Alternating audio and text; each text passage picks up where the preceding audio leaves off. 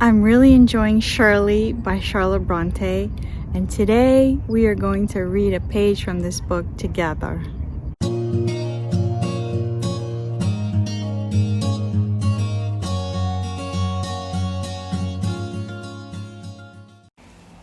Hi guys, welcome back to my channel.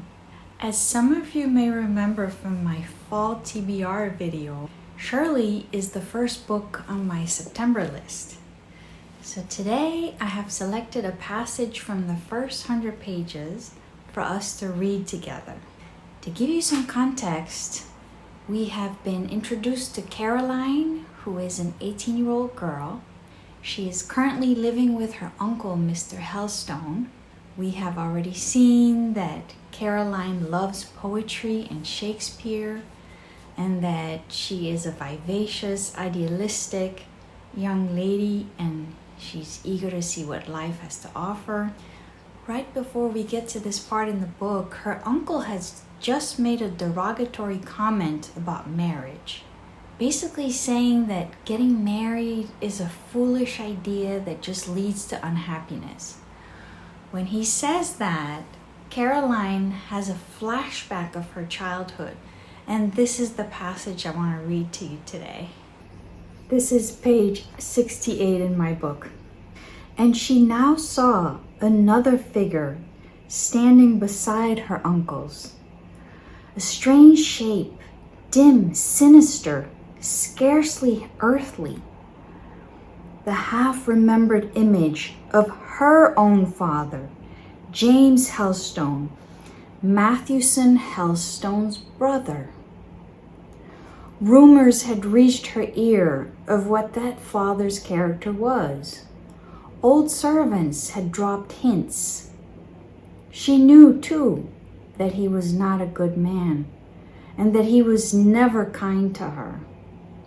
She recollected, a dark recollection it was, some weeks that she had spent with him in a great town somewhere, when she had had no maid to dress her or take care of her, when she had been shut up day and night in a high garret room, without a carpet, with a bare, uncurtained bed, and scarcely any other furniture, and when he went out early every morning and often forgot to return and give her her dinner during the day, and at night when he came back was like a madman, furious, terrible, or, still more painful, like an idiot, imbecile, senseless.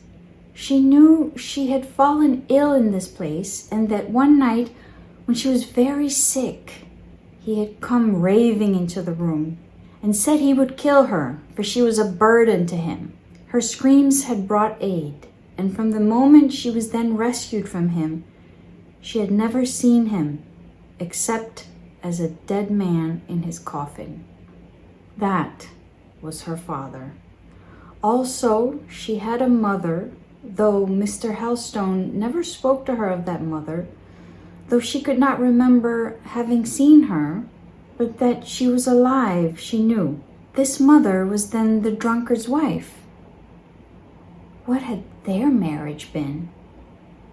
Caroline, turning from the lattice whence she had been watching the starlings, though without seeing them, in a low voice and with a sad, bitter tone, thus broke the silence of the room.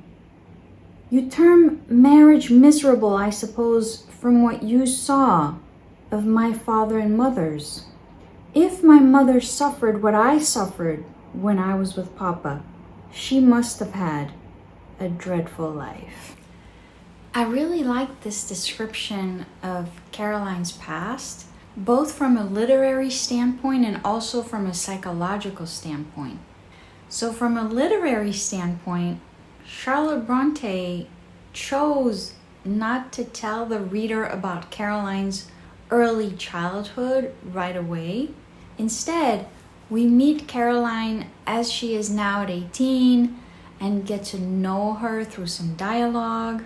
It's only when her uncle starts talking about his opinion on marriage that she gets this flashback, and the reader is pulled into her flashback with her I thought this worked really well to give the reader more information about her past in a more organic way. I feel like it also accentuates the emotional impact because Caroline is flooded with these memories unexpectedly, and it helps the reader empathize with her more than if it had just been a linear narrative.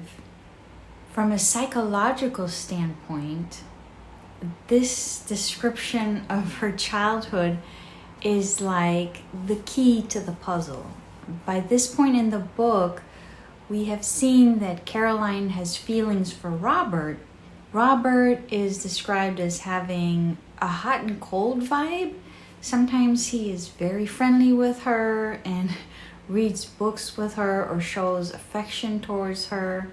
And other times he is kind of distant and aloof. The fact that Caroline grew up with an alcoholic father gives us a glimpse of what her programming has been. Now we can imagine that her own father probably had unpredictable moods that as a little girl caused her to feel scared, but also caused some conditioning to occur. As a small child, you naturally want to be loved, so you excuse your parents' behaviors so that you can preserve the attachment. This happens because the child depends on the parent for physical and emotional survival. Unfortunately, that programming stays with you. So now we understand how Caroline has a tendency to rationalize Robert's behaviors. Sometimes she will think to herself something to the effect of, oh, maybe he was preoccupied today, or maybe I'm not good enough. Some people describe this as looking for the familiar, but I would say that doesn't quite capture this phenomenon.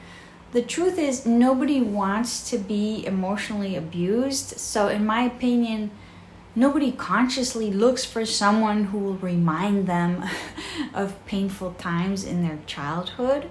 However, once you meet someone who triggers your programming, then you may get sucked into that dynamic because the whole process is happening at the unconscious level.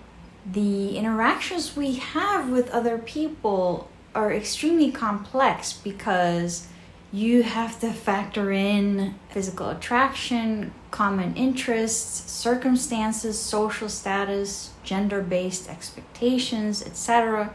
However, the childhood unconscious programming is an important part of the story.